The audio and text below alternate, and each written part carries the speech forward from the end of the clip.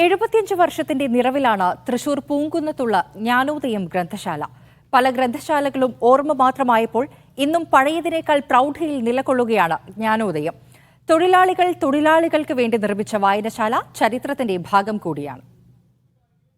1950-ലാണ് ഗ്രന്ഥശാല പ്രവർത്തനം ആരംഭിക്കുന്നത്. അന്നത് തൃശൂർ സീതാറാം മിൽസമര പോരാളികളുടെ വിശ്രമ കേന്ദ്രവും പത്രവായനശാലയുമായിരുന്നു.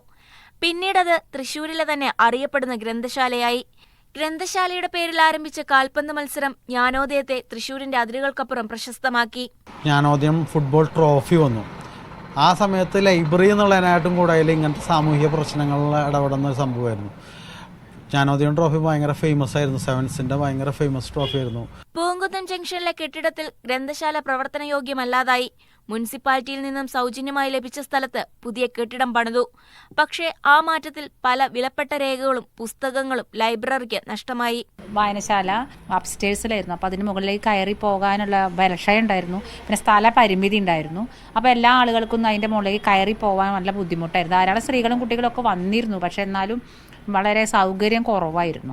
മുൻപത്തേക്കാൾ പ്രൗഢമായാണ് ലൈബ്രറി ഇന്ന് പ്രവർത്തിക്കുന്നത്. മത്സര പരീക്ഷകൾക്കുള്ള കോച്ചിങ്ങും ഇവിടെ നൽകുന്നുണ്ട്. മീഡിയ 1 തൃശൂർ.